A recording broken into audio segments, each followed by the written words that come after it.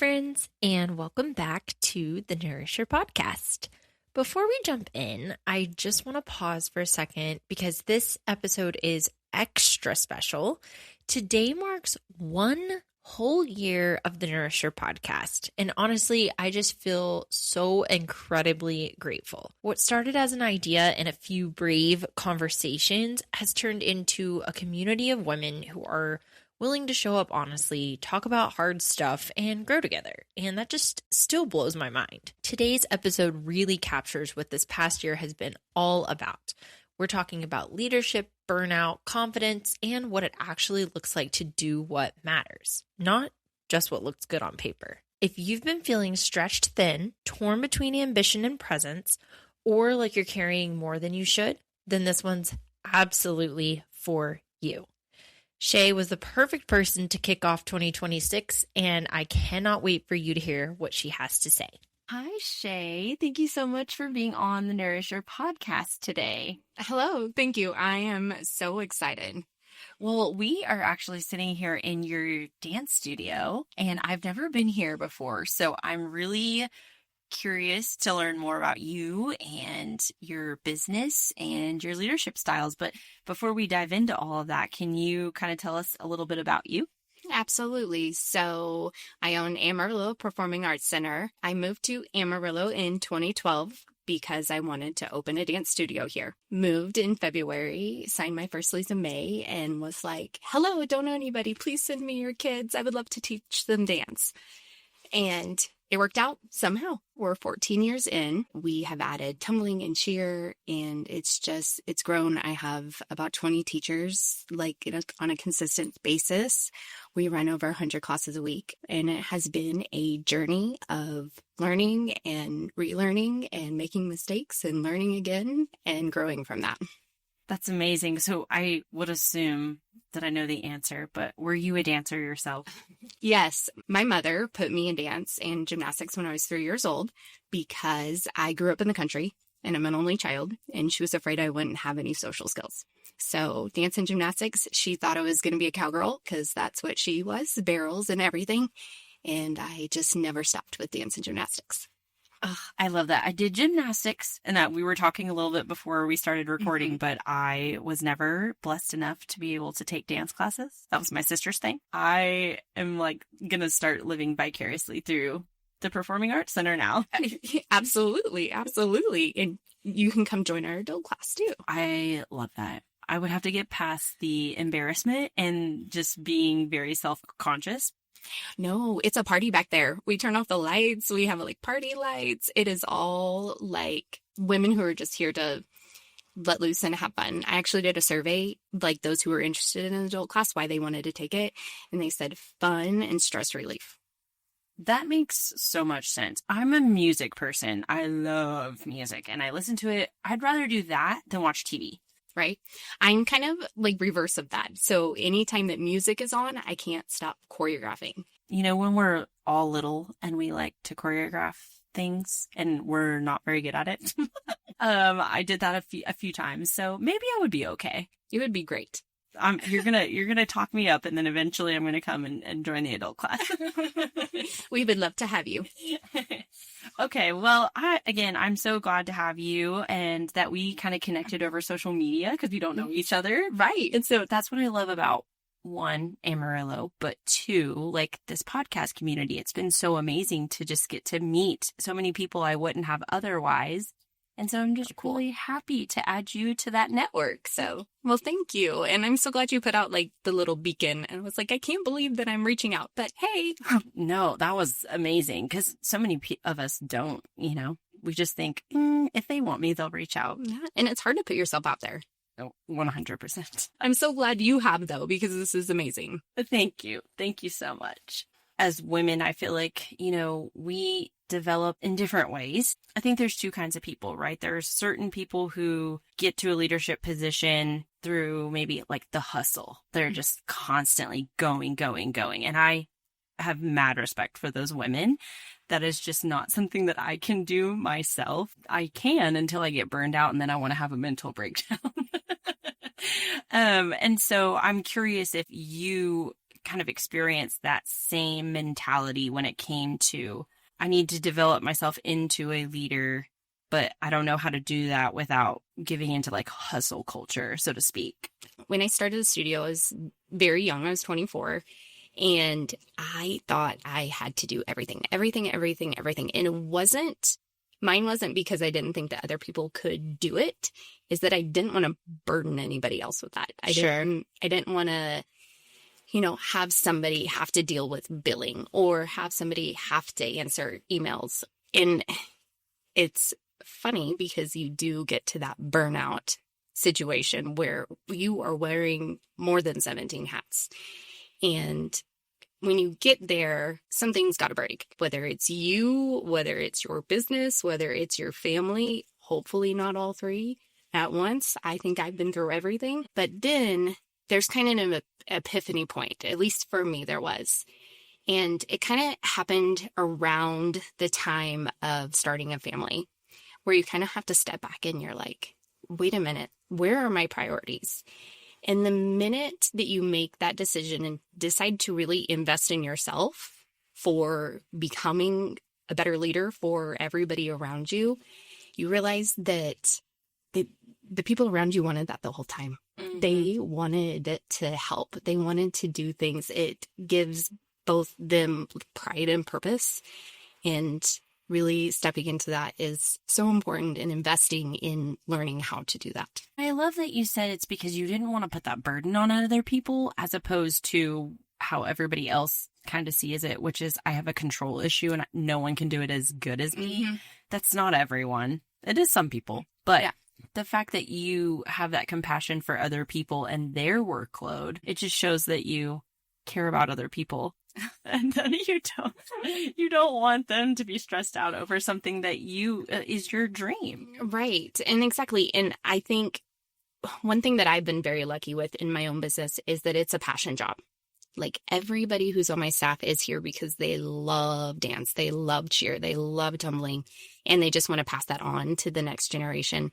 And so thinking about adding extra tasks, extra workload, extra responsibility onto that passion job threw me for a loop, and it stalled everything for me for a very, very long time before I realized that it didn't hold that back. It added to it. It made it more important. It made it to be ownership, right? Not only are they in charge of their class, they're also adding to everybody's success that's under this roof.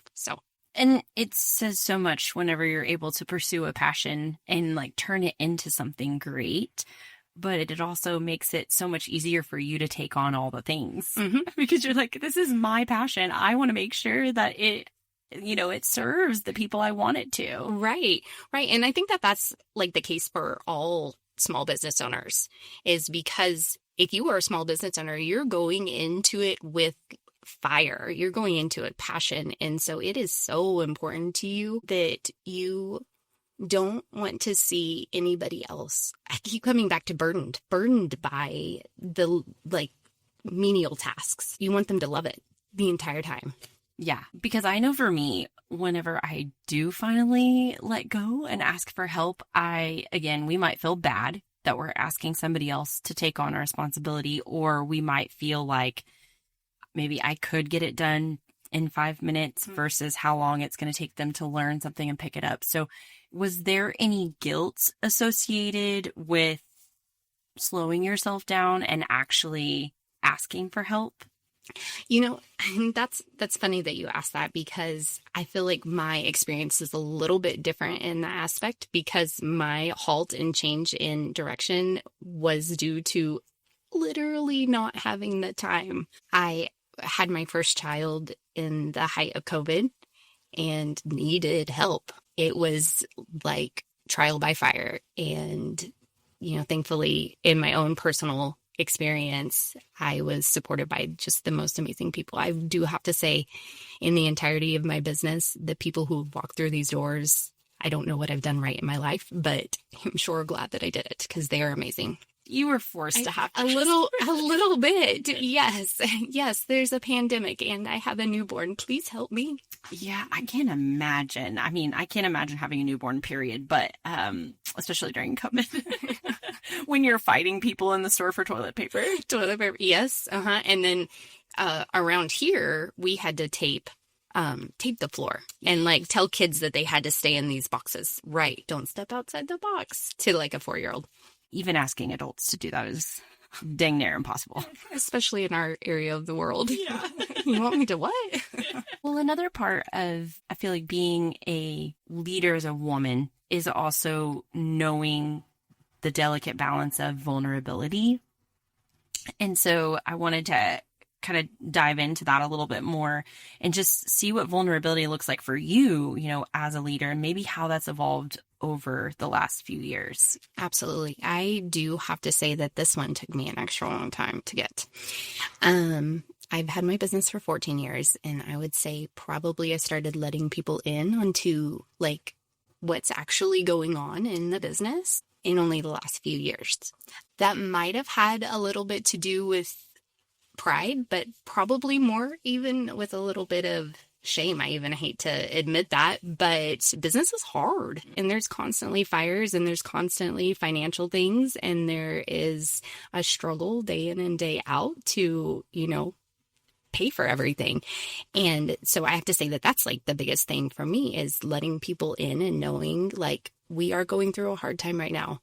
We are going through an easier time right now. We're having success with this. This is not as successful. And that is very scary because you don't want to let people worry about something that you don't feel like that they need to worry about. But also going back to sharing that responsibility. And if somebody is there to help support you, they also get like reimbursement from the universe when they're there to help. It's like somebody offering to give you a gift and you say, oh, no, I don't need it. The gift is for them as well. And so when you share with your staff, with your workers, with your family, with your friends, everybody, what you are going through, you don't have to overshare, but let them know this is a hard time and I need a little extra support. It pays off tenfold. I feel like it creates buy-in too. You know what I mean? Because you don't ever want, let's just say in a workplace setting, I never want to feel like I don't know what's going on, but also too much to the point where I take on all of that stress. But I do appreciate transparency in terms of knowing where I stand, knowing where the business stands, security, whether that's financial or emotional or however that may look for some people. How do you balance the oversharing part? Because I feel like sometimes I overshare. I am a notorious oversharer, i.e. start a podcast. And so I'm curious how that looks for you. Where do you draw that line, or how do you kind of balance transparency with professionalism? Yeah, I think that that's a really good point. And it's one that you kind of have to learn with each situation. However, I found that a very important thing is saying, hey, this is going on, but this is what we're going to do. Transparency without a plan is just kind of maybe like complaining. I don't know. Is that complaining? I think so. Okay. I am definitely guilty of complaining as well. So I won't say that I'm not guilty of that. But when you have a plan and you say, this is what we need to do. This is why it's hard. This is how we fix it. And this is what's going to happen on the other side. Let's get there. What are our plans? What are our steps? Who's going to take responsibility for this part? Who's going to take responsibility for this part? And how do we get there as a team? And then when we do get there as a team, hey, wow, we can do anything. That creates community, And I mean, I want my workplace to feel like a community. I want my passion and other people who I'm surrounded with that are enjoying my passion with me. I want that to be a community. Exactly. Because you could put, let's just say, dancers. You could put a bunch of dancers in the same room, but I feel like if there's no sense of community there, then everyone's just there looking out for themselves or worrying about themselves. It's not a collective effort. Yes. The we in this whole world, it's the most important part. Like you said, building that community, you have people to support you. You have people to laugh with, to cry with, to build with, to celebrate with, all of that. And even if it's in a workplace environment, that's what makes life and work and everything interesting. For sure. I don't want to celebrate alone. That's boring. No. I can't drink an entire bottle of champagne by myself. Pop the bottles. Yeah. So with this new found vulnerability in your leadership, how do you feel like that's changed the way that people show up around you? I can see it just clear as day. And the thing about growing as a leader that's kind of hard is you look back and before you learned the things that you know. And I look back at my original staffing before I took these steps to make myself better for them. And I just wonder like what amazing things that they could have done.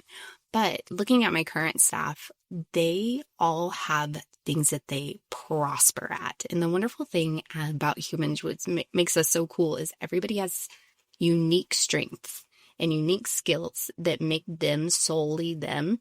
And when you can find those and put those together, then that just supports everything. It supports the business, but it also supports them as their own human.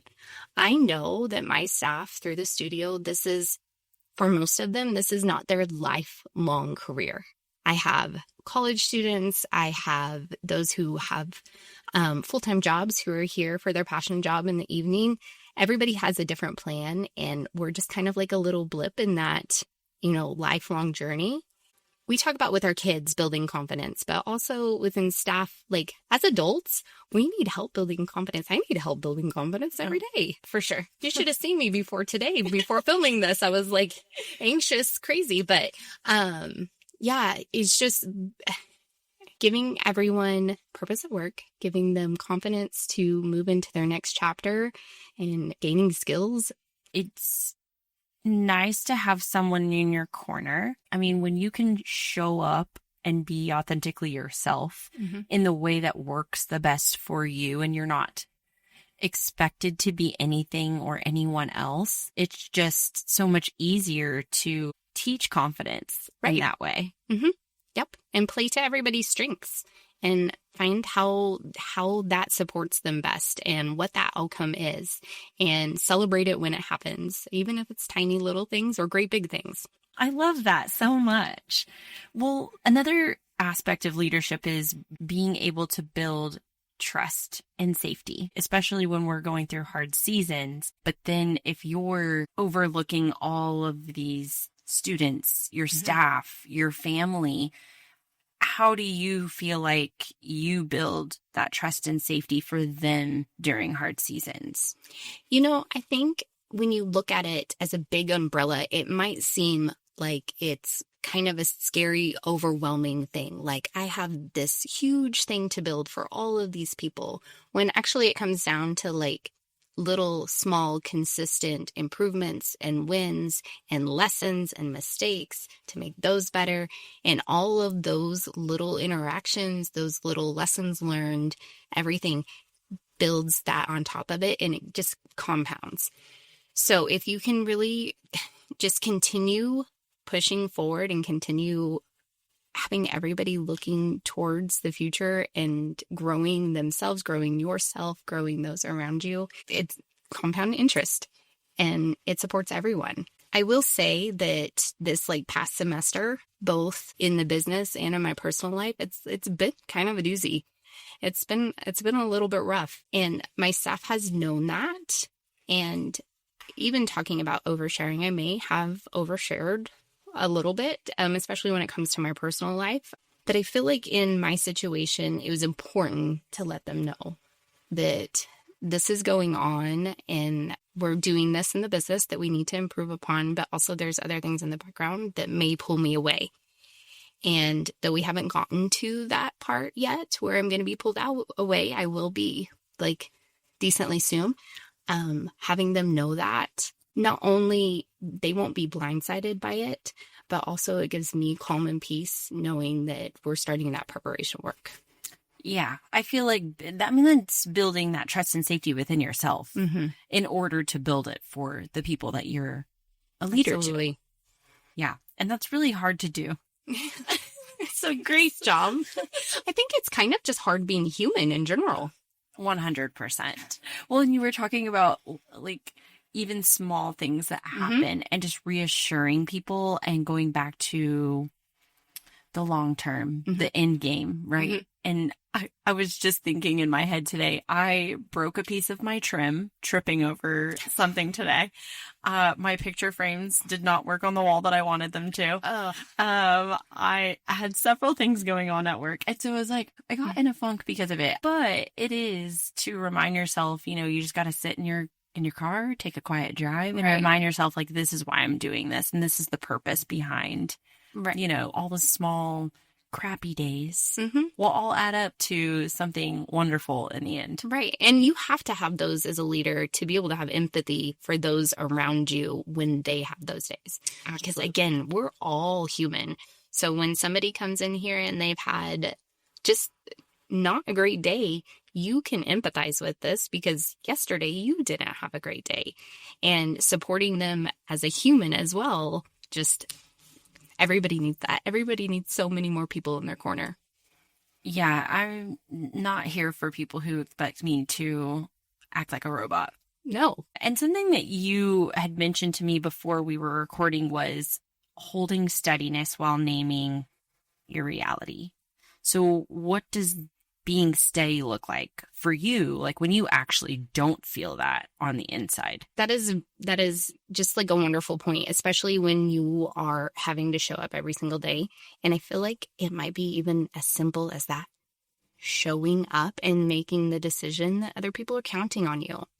Everybody needs like somebody who's rock steady in the corner, even if they're, not as rock steady as they look like they are. And to just check boxes off, even if that's all you can accomplish that day, you make a list and you check boxes off, even if it's like clearing off my desk. I cleared off my desk today. Cool. I can handle this website crash. Whatever the case is, I can handle, we've had septic tank issues. Oh, no. I don't even know why I said that. I should have said that, but you know what? That's kind of oversharing because it's relatable. Clear off my desk and handle that. But I mean, it's reality. And, being steady is showing up and getting something accomplished. If it's not everything that you need to accomplish that day, that's okay. It'll be there tomorrow. Nobody else is going to take care of it for you, especially when it's leadership level and those are your responsibilities. You take care of it in a timely fashion, but when it's there. I love to talk about small wins, and I think that clearing off your desk is definitely a small win, or waking up in the morning and having my tea before I try to do laundry and sitting down and just having a moment of quiet. Or I think it's really important for people to realize that you don't have to do something grand or something big to feel accomplished. Absolutely.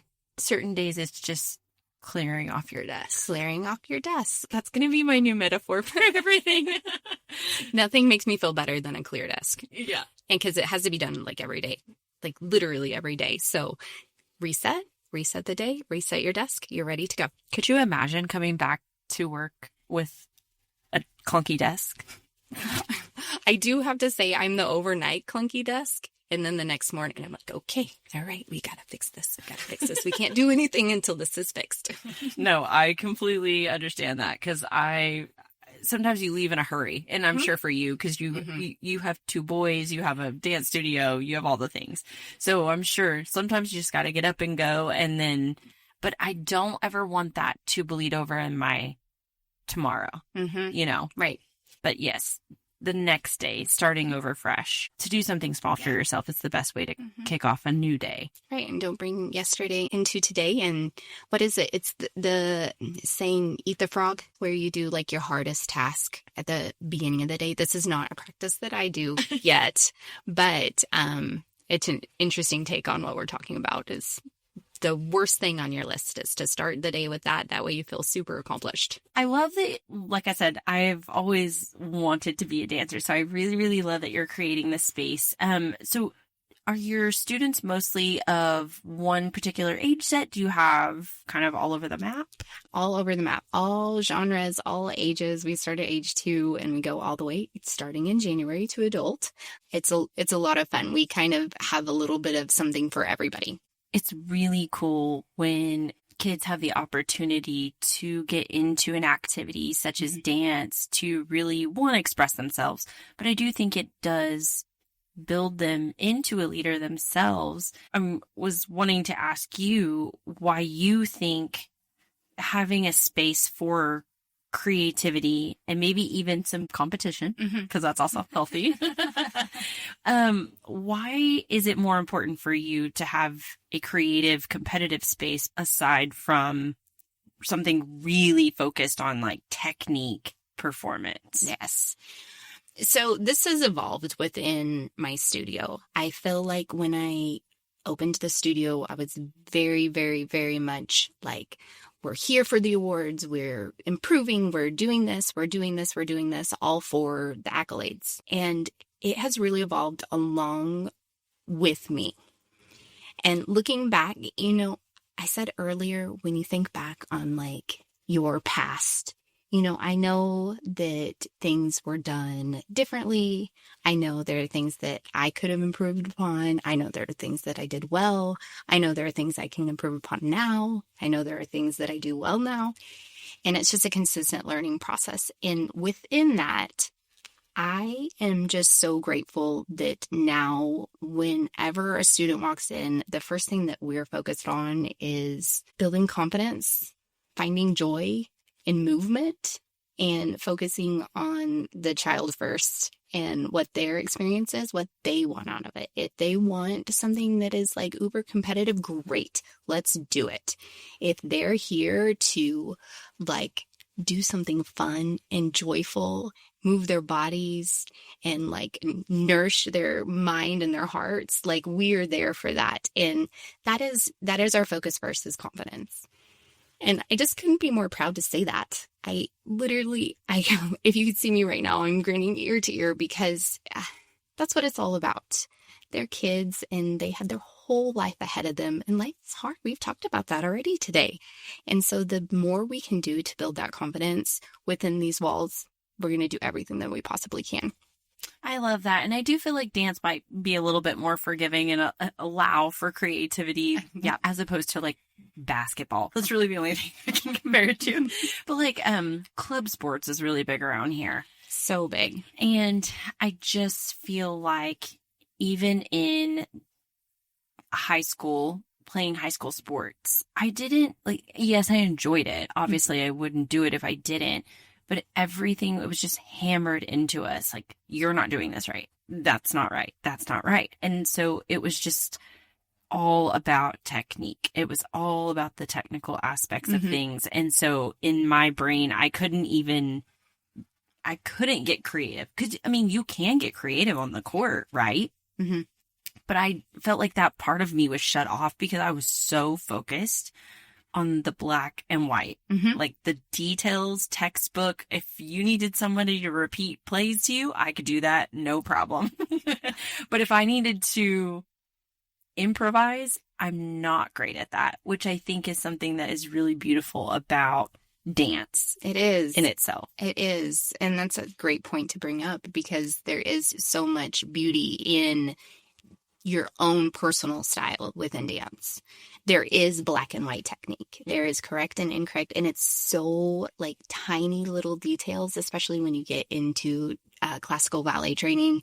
Like it is so disciplined and everything like that. So there's both sides to that. But when we have kids come in and they're new to it and they're learning and they're there because they just want to shake the groove thing. I don't know. K-pop is really like huge. It's right a thing. Now. It's a big thing. So if they're coming in here for a K-pop class, we are going to give them the most fun experience possible while teaching them as well and getting that correct technique. But we have to remember that even like I was saying with my staff earlier, the majority of the staff that I've had through the studio, they're not going to be teaching dance for the rest of their life. They love it so much that they want to teach it at this point in their life. And kids are the same way. Right now, they love it so much. Build that joy, build those memories, build that human up. And yeah, just see where it takes them. And you said that's kind of evolved since you started the studio to now. And so for you personally, are there any parts of your own experience, your own childhood that has really influenced how you now approach new students coming in? Oh, that's it.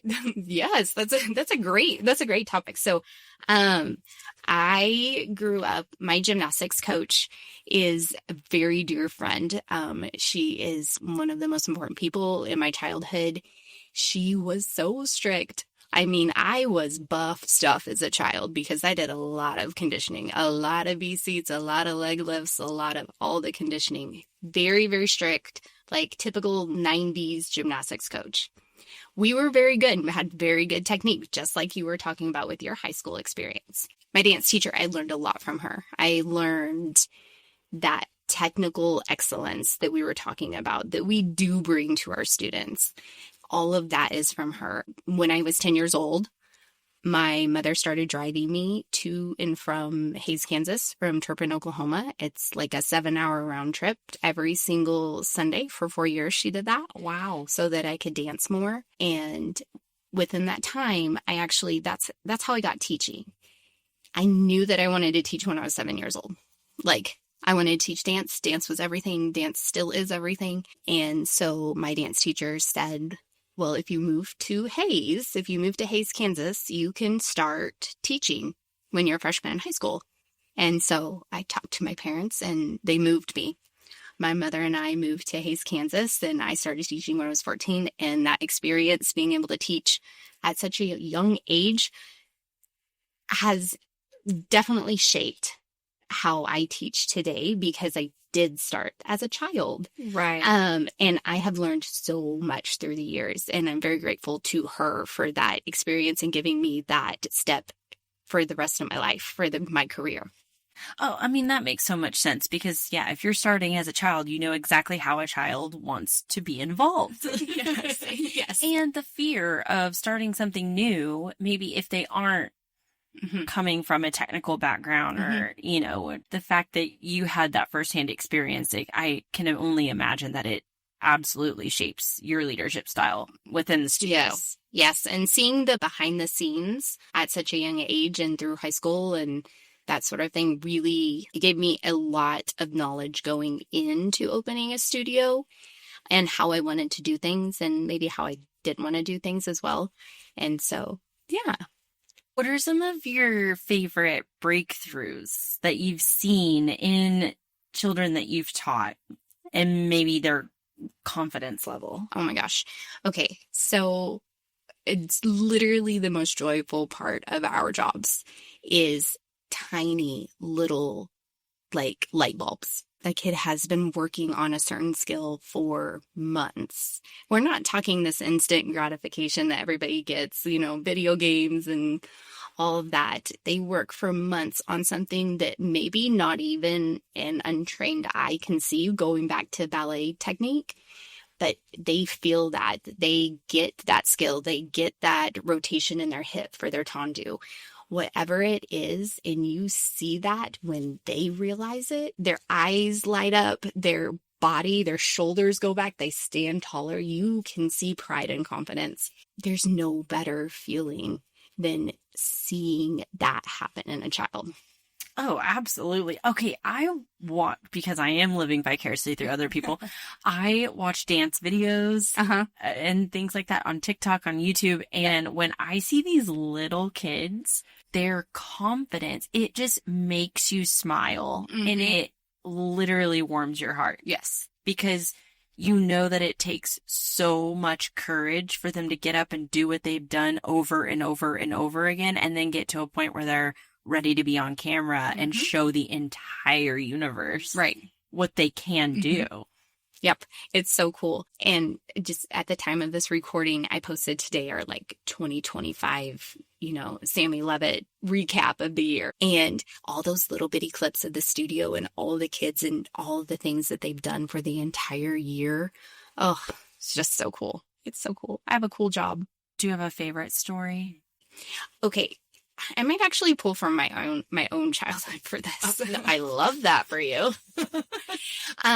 So I was a very fearful tumbler Very fearful gymnast. Like, if you ask Lori, my gymnastics coach, she would be like, yes, that child was afraid of everything. I was probably like a very young 7, and I was working very, very, very hard on my back tuck. And the fear, it wasn't like the lack of ability or strength or anything. Like, I mean, I had plenty of strength because of Lori. And I was at home on my trampoline at home, and it was in the dark, and I got my back tuck. And the first thing that I wanted to do, I was like, I have to call Lori. I have to call Lori. I have to call Lori. And my mom was like, it's like 9:00 at night. You can't call Lori. And I was like, we have to call Lori. And I called her, and she answered. And just hearing her, like, I'll never forget how excited she was for me. And then now I get to live that for other kids. That's just a very cool full circle moment. I love that you're your own inspiration in that. Yes, because I remember that feeling. That's a core memory that I will never let go of. And knowing that experience, that exact experience is possible here. Yeah. Well, and I'm sure, like you said, you do have competitions that you guys participate in. And so that brings up success for me. Yeah. And I know we've talked about on this podcast before how success looks different to everyone. So how do you feel like your definition of success has changed over the years? That's a very clear answer for me now. When I started the studio, again, success was, how many trophies can we get for the studio? How many students are involved? How many competitive students do I have? How many hours do they want to be here a week? But now it has very much switched. That is all still important, and it's important to kids to have that like acknowledgement for their hard work. But for me personally, success is me being at home with my kids in the evening when the studio's running, which is why everything that we've talked about today has been about leadership, is because I can trust that the team is here doing an amazing job. And success is also about watching them do that amazing job. So now they're the ones in the classes watching those sparks, watching that confidence grow, watching those shoulders go back, and kids standing taller with great big smiles on their faces. And then them telling me about it after I've been at home with my kids. Yeah, well, and then like building your own business, I feel like it should be a marker of success when you can go home. Mm-hmm. So many people could take away from your experience just because I don't want success if I don't have a good home life. Yeah, and people there with you too. And the home life thing, it's extra hard with our business because it happens on nights and weekends when my husband is not at his job and my kids are not in school. When everybody's home is when my work is going. Okay, so what does it look like for your students? How do you teach them about success? With competitive students, I think that the most important thing is that they see their improvement and they find that success in getting on stage and knowing that they did it better than they did it the last time. Because, dancers, like, we don't get an hour and a half long game. They get like 2.5 minutes on stage. Right. And so getting on there and feeling proud of yourself when you get off, when you do get the award to support that, it makes it even sweeter. But if you know that you went out there and you did the very best that you possibly could, you gave it your all, you loved being out there, that is the most important part. When we started doing like participation ribbons and things like that, mm-hmm. I don't know how I feel about that. At first, I was just kind of like, whatever, it's really not that big of a deal. It took away what you're talking about, mm-hmm. that self-fulfillment. Yes, mm-hmm. Yes, absolutely. And because it's great to get a trophy if I deserve it, right? Or if I, was the best out of the competition, right? But I do want kids and I want myself mm-hmm. to know what self-fulfillment is and to recognize it and to know that I don't need mm-hmm. a ribbon, a trophy, a good job, pat on the back, because I know I did something and I accomplished something that I didn't think that I could. Mm-hmm. Yep. Even looking at my own kids, I don't want them to win all the time. I want them to lose so that they can find it within themselves to keep going and to improve. And then if that win happens, they know they deserved it. That's a life skill. Nobody's handing you trophies every day. Well, I love that you've kind of entered this season for yourself where you are getting to enjoy more time at home and be present. And so what are you being most intentional about protecting or prioritizing? I know you said family, but is there anything else that comes with this new season for you? Really it's first and foremost my family and enjoying my kids' childhood and being there and not being attached to Slack and, what if my Slack's going off and what's going on and that sort of thing. So me as my own person, as my own human, that's where my priority lies. And to support that, I have to do everything else that we talked about. Oh, for sure. Everybody talks about work-life balance. I actually hate that now, but Yeah. everybody talks about it, but doesn't necessarily put it into practice. Mm-hmm. And it is very hard, I will say. Mm-hmm. Being in the industry that I'm in, things come up and you have to answer things immediately, right? Up until about 2 years ago, I would just constantly have my phone and be ready and willing to answer. And we're not even talking about work, like friends. Right. If they felt like they needed to say something or ask me a question, I felt like I had to respond immediately. Same thing with like my mom, my sister, other family members. And over the past 2 years, it's been so refreshing to get home from work, put my phone in my room, and then not have it for the rest of the time, or to be able to say, I'm so sorry I missed your call. Can I call you back tomorrow? Right. Or making time when you are ready. Mm-hmm. Absolutely. I think I heard something, I hope you don't quote me on this, but Shonda Rhimes talking about work-life balance and how she was talking about, I believe it was a story when Christina was like her last episode on Grey's Anatomy, and she wasn't there for the filming of that. She was at an event for her children, and about how that you cannot win simultaneously. You are putting more effort into one or the other, but it happening at the same time, like that it just doesn't happen. So finding where and when and what that flow looks like is, in my life right now, the most important thing.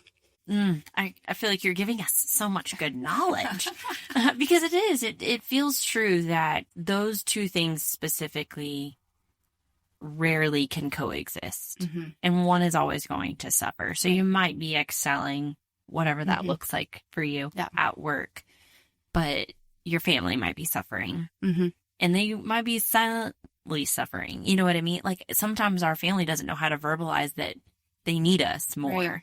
And so that's, I think, so heartbreaking whenever you finally come to that realization that, okay, I am successful, but my family misses me. Right. And so I think that's a really valuable piece of advice. And, I have the most supportive, he's the best man I know, husband. I've talked a lot about my kids, and I want to be there for him too, because he is that person for me. He's that solid rock, like foundation that's supporting me through when I'm having to, put more effort over here when I want to be there. For sure. It takes a village. It does.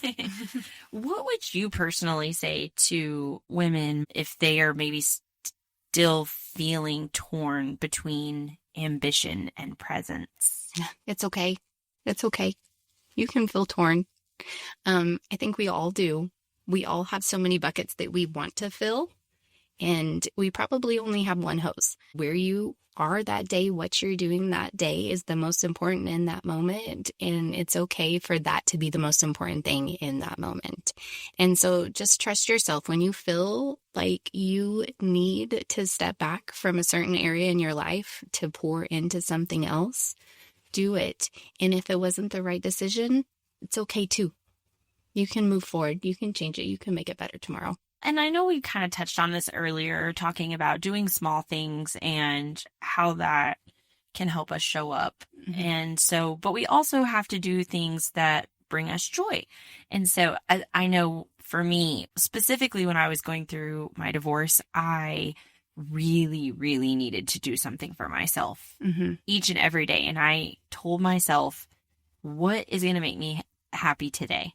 I just love that I was able to find that for myself and that it looked so different. And I got to find other things, small things, they weren't big things, that brought me joy.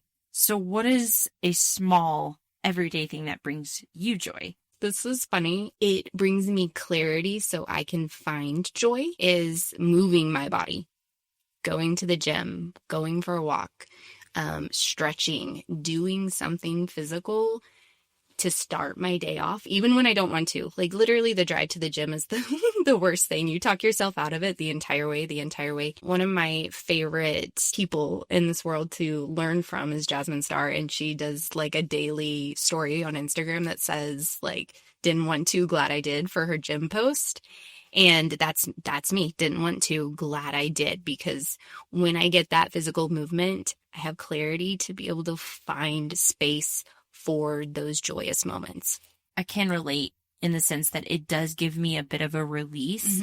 And so anytime that I'm feeling a little frustration or anxious or something, I feel like going to the gym, moving my body, taking a walk, it really does help kind of release all of that. So what is the gym time for you? What is that for you emotionally? It's an actual break. I don't bring work problems with me to the gym. I try to improve myself while I'm at the gym. So my gym time is my podcast time or my audiobook time or something like that. So I try to build my mind strength and my body strength at the same time. And I think focusing, like pick something up heavy, put it back down, pick up something heavy, put it back down, doesn't give me space to worry. I have something else to focus on. Don't let the weight crash down on you. So I don't have space to worry, which is absolutely wonderful. That's so true. Yeah, it is. It's like just the tiniest little movement and repetition. Yeah, for sure. Because it is. And then once you're done, you feel that sense of accomplishment, self-fulfillment, like we said. And then it's almost like the things that you pick back up once you get home from the gym, they really don't seem like that big of a deal. Right. This is nice that we got to actually meet in person, because I feel like I meet so many people that are so much more like me than I would have ever realized. And so you and I both seem to be planners. Yes. Which can be a strength and a weakness for sure. So I'm just curious how like planning for you really supports how you lead, but also how you live. So I think I've decided that I'm possibly like a type B person who like really wants to be a type A person. Okay. So I'm working on that. And what I have found is with my like kind of chasing butterflies, if I have a plan that is written down and I know that I'm responsible to myself to make sure that that gets done, I find more clarity in finding my tasks. So I'm not even talking so much about like, 8:30 to 8:45. I'm doing this. 8:45 to 9:30. Sure. 9:30. It is, these are my 3 things for the week. If what I'm doing is not in support of these 3 things that are moving my business forward, I need to refocus my time. So finding that clarity and then being able to make a plan from the clarity has been a game changer for me. And it's something that I've been working on for years. And like any work on yourself, it goes up and down and up and down. And I've finally found like a steady pace that I'm so proud of. And I'm getting towards that type A person. I'm going to get there. You're getting there. That sounds like a wonderful balance, because I have been the person who had a color-coded planner. Hey, things were highlighted in certain colors when they were done. And I had so much odd satisfaction, like at the end of the year, going through my planner and seeing all the colors and the things that I accomplished. But I've been that person. I've also been the wing it person. Both stress me out. And so I love that you have really just given yourself like 3 goals for the week, or for the month, or whatever that might be. I need to take that advice when it comes to decorating my house. Yes. Hey, that's great. This wall.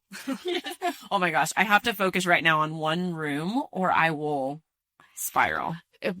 Yes. And see, it's the chasing butterflies. That's how I've always described my personality is this butterfly, I'm going to go grab it. And then that one too. Yeah. So within your home, but yes, the clarity and like the tasks in support of those overarching goals. So I do a weekly plan, and then I do 30-day plans. I do 90-day plans. And then I also do year plans. And again, it's not as much super duper duper specific on exact times and tasks and that sort of thing. It's more of ambitions and goals and SMART goals to be able to chase so that you have data to support it. Absolutely. What about during hard seasons of life? Because like you said, you've recently gone through hard seasons. You've gone through hard seasons over the past few years. And I feel like sometimes planning, if you're a planner or type A and hard seasons hit you when you least expect it, it throws you for a loop and you can be in a dangerous headspace for sure. How do you take that planning skill that you have? How do you take that and apply it, especially when you enter a hard season of life? Those hard seasons, they really get you. And it's really hard. And can we go back to the like, it's okay? Yes, okay. Absolutely. But I think when you have consistency in knowing what your end game is, even if your end game is just getting through the week or just getting through the day, when you know what your ambition looks like for a certain amount of time, whether you're getting through the week or you have your full fiscal year planned out, it's easier to navigate, especially things that like add on top of each other. So, like the day, like this went wrong and then that went wrong and then this went wrong and then that went wrong. Okay, these are individual separate things that happened. How do we handle them each themselves and put a done bow on it, a finished bow? And I handled that. I can move it onto this. I can handle that. Now, I don't want to downplay hard seasons because when you get into that, I mean, my brain's going wild with all the things that this business has gone through over the years. And if I had built the skills that I have now, those things would have been easier. I'll just say that. Yeah. It does seem like planning actually brings you a sense of peace rather than control. Mm-hmm. Yes, because you can combat things, whether they matter or they don't matter. If you don't have a plan, if you're flying by the seat of your pants and something hits you in the face, like that is all that you see because you don't have anything to see past that. So that takes up your entire world. It takes up all your brain space. Whereas something hits you in the face and you know what's next. I'm going to fix this and I'm going to move on. I feel like you've just done so much growing in the last 14 years of your life or 20, Let's find some people that knew me when I was 24. That's the thing is sometimes we get to this really great place, like a place that you're proud of. And I am the type of person, I probably need to tell my therapist this, but I'm the type of person that relives like my mistakes and the things that I could have done better and the conversations from years ago, I feel like our conversation today gives me so much more perspective as to how I can approach my day and my life from this point forward. Like right. I'm who I am today. Mm-hmm. And then let's focus on tomorrow. Let's not focus on, because I'm guilty of being like, 5 years from now, I will be X, Y, Z. And I probably won't be any of those things. You know what? You look at that person and say, what would that person do tomorrow? I want to do this X, Y, and Z in 5 years. What does that person do for their day? But also reliving the past, even coming on to this, talking about where I'm at now and things that I have learned and I still want to learn and get better and better and better and better and better. But I was way back there and all the people who were around me way back there, like thinking about talking about this in front of them, that's a little nerve wracking because I'm like, I made mistakes. Mm-hmm. But the thing is learning from them and getting better. What is something that you feel like past Schae would be proud of with current Schae? Oh, man. I think that past Schae would not understand at all how wildly amazing her life is. Like, it's not flying in private jets or, having money rain down from the heavens, but life is good. Life is hard. Not every minute of every day is like sunshine and roses, but life is good. Like, little Schae, you'll get there. You have that family. You have those people around you who love you, and you love them more than they'll ever know. And that's the best part.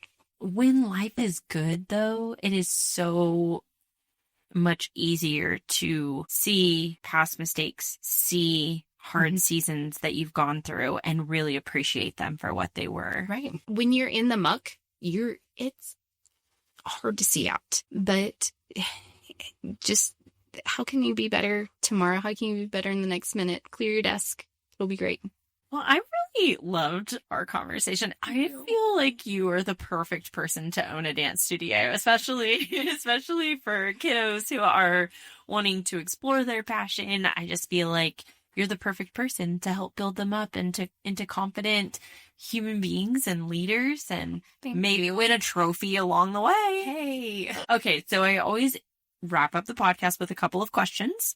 And so the first question is, what is one thing that most people may not know about you? I actually had to ask my husband's advice for this.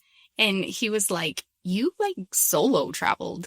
And I kind of even forgot about it. But I went through a little portion of my life where I was like, I'm just going to solo travel.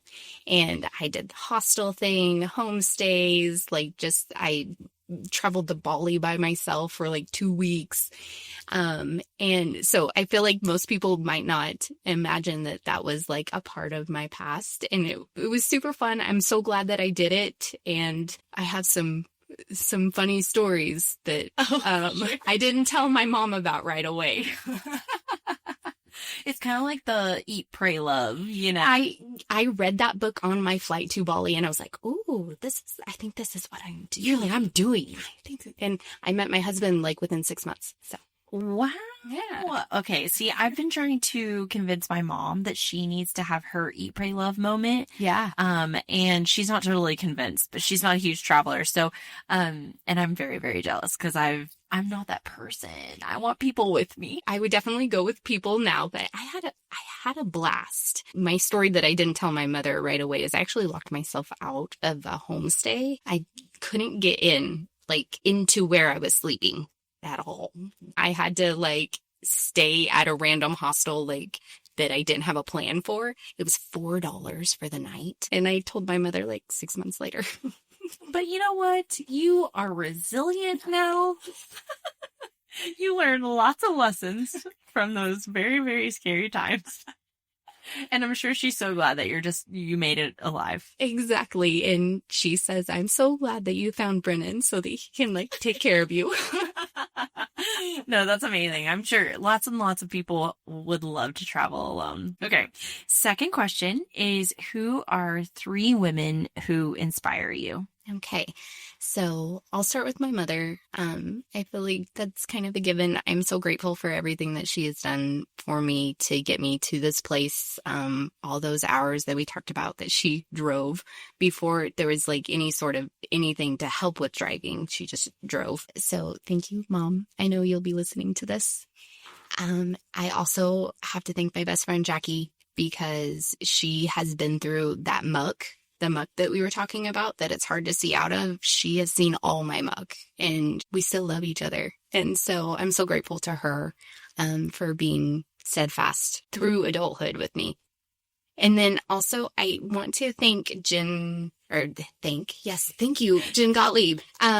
She is a speaking coach, and she has helped me so much kind of chase a little bit of a passion that I have for doing stuff like this. So thankful to her for getting me to get the confidence to reach out to you to do something like this. So, well, I was about to tell you, I'm I feel like you're such an eloquent speaker. And so that makes so much sense now. Did you tell her you were doing this? I'm going to. I didn't tell her yet. Yeah, I'm gonna send her a message. Okay. No, it really does take courage to speak in front of people, to have the confidence to do that. Because I think even though if I know that I'm truly, truly speaking on something that I know a lot about or my own experience, it's still so nerve-wracking because part of me is like, absolutely, nobody cares what I have to say. I do. In the past couple of days, I have re-listened to all of your episodes and I've just been like, oh, she's wonderful. And you're doing great things in the world. Like I always say, if I help one person, like it's totally worth it. And you are helping significantly more people than that. Oh, thank you. Well, and all of the women that you named, I know Jackie, not as well as you, but she's wonderful. And I'm always like in awe of her every time I see her. I'm just like, oh, please remember who I am. When I ask these questions, everybody's like, it's cliche or it's a given. And, you know, sometimes I'm just like, it's not always a given. And it is really an amazing blessing when we are able to say, my mom, my sister, my cousin, my grandma, you know. How lucky are we? Yeah, absolutely. So, and I can already tell that they've made such an impact in your life and that you make an impact in theirs for sure. So thank you. Well, okay. I want to give you an opportunity to plug the studio or your Instagram, social media, anything like that. So I am, taking a step forward to build my personal brand.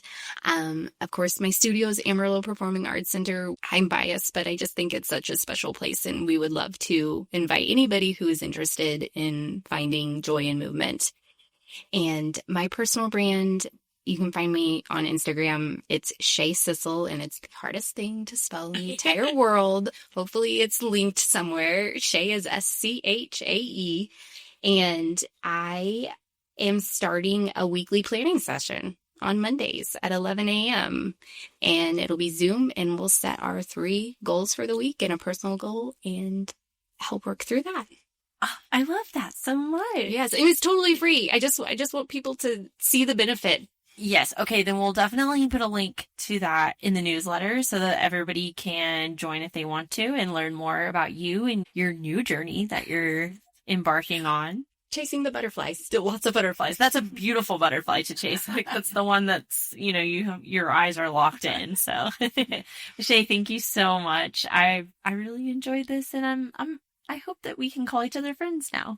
Me too. Thank you so much. Thank you so much for being here and for listening to the Nourisher podcast. Truly, whether this is your first episode or you've been here since day one, I do not take that lightly. As we celebrate 1 year of this podcast, my hope is that it continues to be a space where you feel seen, encouraged, and reminded that you're not doing life alone. If this episode resonated with you, I would love for you to help us grow the community. You can do that by sharing this episode with a friend, posting it to your stories, or leaving a quick review. Those small things make a huge difference, and we've got big goals for 2026. And as always, thank you for showing up, for listening with an open heart, and for growing alongside us. Until next time, stay strong, stay connected, and keep growing.